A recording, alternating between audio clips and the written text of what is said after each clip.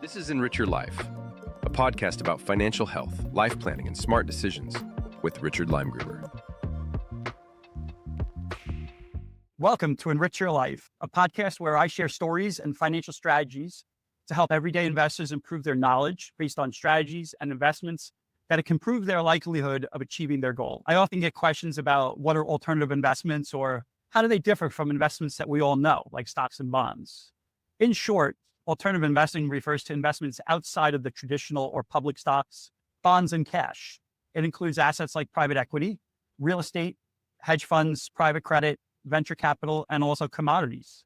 These strategies often aim to enhance returns, reduce risk through diversification, or generate income in different market environments. So I thought it would be a great idea to take a deep dive into private credit and collateralized loan obligations, or CLOs. I'm lucky enough to have today's guest, Shiloh Bates, who is a chief investment officer and partner at Flatrock Global, which is an alternative credit manager specializing in private credit and collateralized loan obligations. He joined the firm in 2018, bringing over 2 decades of experience in structuring credit investing. Prior to Flatrock, Shiloh served as managing director of Benefit Street Partners, focusing on corporate acquisitions. Throughout his career, he's invested over $1.5 billion in CLO securities and is a frequent panelist at industry conferences. Shiloh is the author of CLO Investing, with an emphasis on CLO equity and BB loans, a comprehensive guide to the CLO market.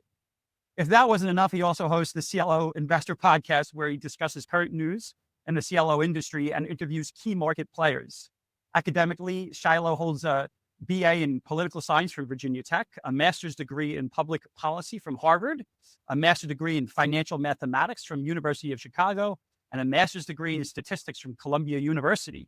He also serves as a specialist in psychological warfare in the U.S. Army Reserve.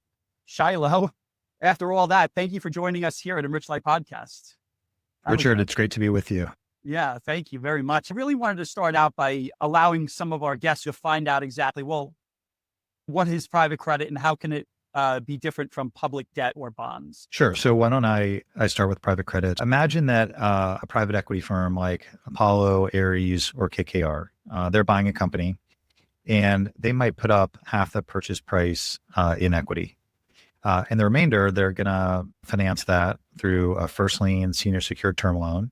And that's basically what a private credit loan is. It's a loan at a 50% loan to value to a company that's owned by a private equity firm. Today, the rates these loans pay they're floating rate. So they float based on SOFR, secured overnight financing rate. Today, these loans pay yields in kind of it's floating rate. They pay yields in kind of like the 9 to 10% area. And the reason that private credit has been in the news a lot and why people have raised a lot of money in the asset class and why I think people find it attractive, it's just that yield that you're getting, the 9 to close to 10% yield, is generated from being in what we call the top part of the capital structure. So if you lend money on a first lien senior secured basis to a company and the company goes through a restructuring, the business doesn't work out as expected, you're first in line for a recovery. So all the assets are pledged to you as your collateral. And so what makes these loans interesting to people today is that we think of like 9 or 10% as a good long-term equity return. But instead of taking equity risk, you're taking first lien senior secured risk. These loans default rarely, so kind of like in the 2%, 2 to 3% area. And then the recoveries are like 65% or thereabouts. People are interested in private credit because they think they can get equity-like returns with like a fraction of the risk. So that's the attractiveness of private credit today. Right. And I think ultimately too, we talk about, before I mentioned, being able to reduce volatility. So can you just explain why the volatility is a lot less than the public market when it comes to like buying bonds per se? The lower volatility is a function of a few things. So one is, again, if you're lending at a 50% loan to value, what that means is that you're going to get your money back as long as the enterprise value of the business doesn't decline by more than half. And so these loans are originated around par. It's like maybe 99 cents on the dollar or thereabouts. And as long as the company is performing reasonably well, the fair market value should be around that level. And If it's not at that level, and to be clear, it doesn't go really above par because the loans are prepayable at par. So there's no private credit loans at 103 or 105. That's not really a thing. But if the business does hit some real headwinds, then the loan's going to be marked down from par to whatever value, kind of depending on how severe the downturn in the business is. So the experience for the end investor with a diversified portfolio of these loans is that for the most part, they should just be like around par and not moving around. And some cats and dogs will move lower over time. But the amount of income that you receive from this pool of loans is like quite high. Yeah. And so with equity owning the S&P 500, just in the last like 2 months, you see these wild swings, sometimes 2% in a day. In private credit, the daily experience should probably be like flat, things shouldn't be moving around. So that's one thing. And then also the loans are privately held and they're underwritten really to like hold them to maturity. The maturity might be 5 to 7 years. And so to do the valuations, what happens is the values the company is shown to a third party to do like an appraisal. And so there's not like a traded market with all this, with different kind of prices being fed to you. It's just the loans are originated to be held to maturity. That being said, when I hear about private investments, one of the things that I've been, educated on is the fact that when you have an investment company like your company at FlatRock, they're also typically a co-investor and they have some risk associated with getting into this investment as well. So I always say it's always good to have the person that you're buying that investment from also co-investing alongside you. Would you say that's an advantage as well? So in my space, I don't see a lot of co-investing. Let's say that like in our CLOs, for example, our biggest CLO manager. So that's the person who like picks the loans and we'll talk, I guess, more about the CLO structure here to come. But when BlackRock's originating a loan, it might be 200 or 300 million in size. And they basically, they keep the loan, like 100% of that might stay on their platform and be put into the various funds they manage. So there's not a concept like our management company at FlatRock, we're not putting our management capital alongside our funds in these investments. It's not a possibility given the loans are just held 100% by one manager or maybe a club of a few different managers. Got it. Okay. Thank you for that. And so when we talk about private credit, what are the people who are actually the companies when they're reaching out to you guys at FlatRock? What are they looking for? Why do they look for private companies like you versus trying to take a bond public? Companies use the private credit market to finance themselves for a few reasons. So one is if you're a large US company, you're probably going to try to finance yourself with an investment grade bond if you can, if you're rated investment grade. But if you're smaller, then the bond market isn't really an option for you. And if you're owned by a private equity firm, most likely the private equity firm has levered the company probably at that 50% loan to value that we've been talking about. And so that's not going to be an investment grade rated company. It's going to be a company rated like single B. And so because the private equity firm, I think people would look at the underlying company and say, hey, this is a great company, but it is levered. And so that's why you get the single B rating. And so then basically you need to pay a private credit rate, which is like SOFR plus, 5% or so that I mentioned. So it's expensive.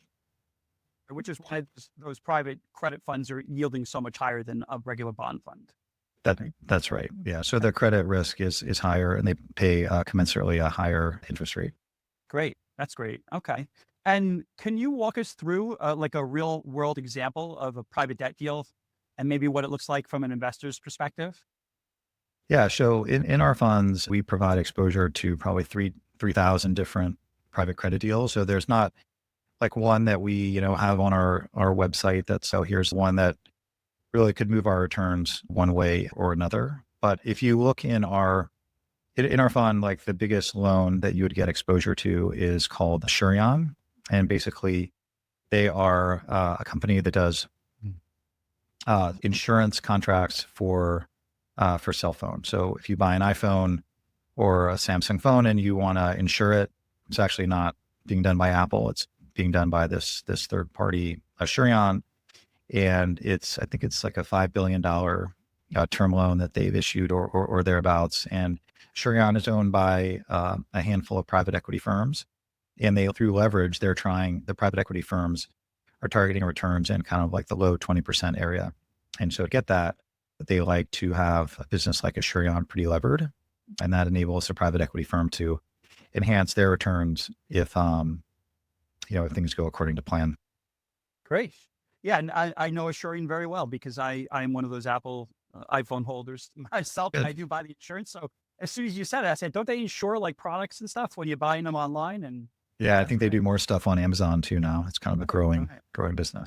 Yeah, so that's great, and that's a good name to put to this, so that people realize that, you know, why would you buy a private credit fund over a public? And it's more about those names that don't necessarily can use public, right? Because they're not as big as somebody who might be able to utilize that. And I'm sure that the expenses are much more, right, when you're looking to do a public kind of a debt deal versus going private, or no? So two things there. So one is that in the private credit universe, basically the end investor gets exposure to, again, hundreds or maybe thousands of loans. And it's going to be to companies that are not going to be in the S&P 500 and are not going to make it onto the front page of the Wall Street Journal. But these are going to be smaller U.S. businesses. They provide a material product and service in the economy, but just aren't going to be known to a lot of people. And there's 100,000 of these businesses in the U.S. And then for these companies, kind of the other benefit of the private credit market is instead of being financed with a bond where you might have 100 different investors in the bond, or a term loan that is syndicated to a number of different investors, an attraction of private credit for the company is that there's just like one lender. And so over time, if you want changes to your loan, you want changes to the loan documentation, maybe you're doing an acquisition or you need some other flexibility, it's pretty convenient or nice to be able to talk to one lender rather than working with a bank and trying to corral up 100 different guys with different kind of, that may or may not be interested in kind of working with you on whatever change you want to propose. And a follow-up question, and then we'll move on. But a follow-up question is, when we have different market cycles, like raising interest rate environment or even a lowering interest rate environment, right? We know that's a credit risk to public bonds. How does private credit perform in those types of scenarios where we have a lowering interest rate environment at this moment in time versus an increasing interest rate environment? Do you see private credit acting any differently than a public sector? So in private credit, the loans are floating rate. So again, they're floating based on SOFR. And so the prices of the loans are not moving around with interest rates. So as rates went up starting in 2022, there's no change in the fair market value of the loan per se, but the amount of income that you received yourself is higher.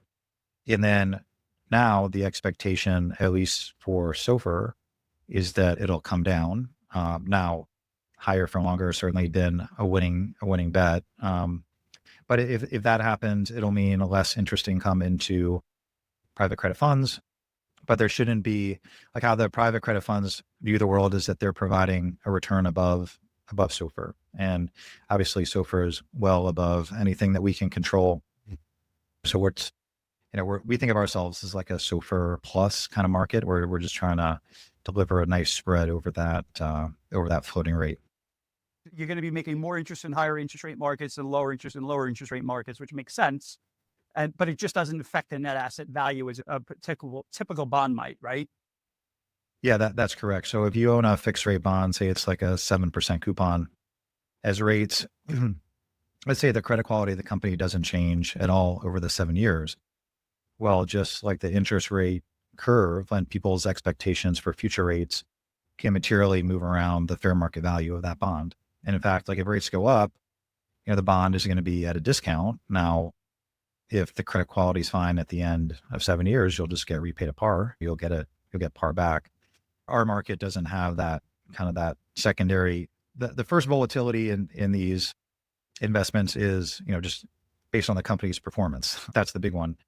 But then we don't have the interest rate duration or risk that the bond market, that fixed rate would have. So moving forward, I know you guys at Flat Rock Global manage 3 interval funds. Interval funds are different in the aspect of liquidity and how much of an initial investment you use versus like a regular private credit, I guess, where you have to be an accredited investor or a qualified investor.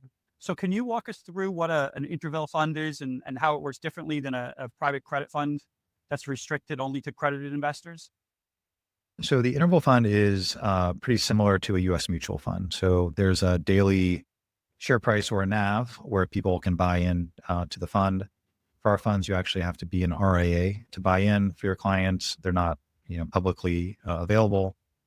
And then but the big difference is that we're investing in illiquid assets. So if somebody wants to redeem shares of the fund, we're just not in a position to do that on a daily basis. Again, because our underlying assets are illiquid. And so what we do is we have these 5% quarterly tenders. They're required, they're called a fundamental policy of the fund, and we have to do them. They're not optional. And so if people want to sell shares of the fund, they just let us know a day or two before these 5% tenders. And the experience that people have is that, or have had, is that basically when you tender, it's very unlikely that other people are all tendering at the same time. And so in an interval fund, the minimum you get back is 5% quarterly or 20% per year. But the most common thing to get back would be 100% because just not everybody's, tendering at the same time. Or said a different way, if you own 5% of the shares of the fund and you put it all out for tender, so it's like 100% of your investment, but it's 5% of the fund, and nobody else tenders, and you get 100% of your tendered amount back.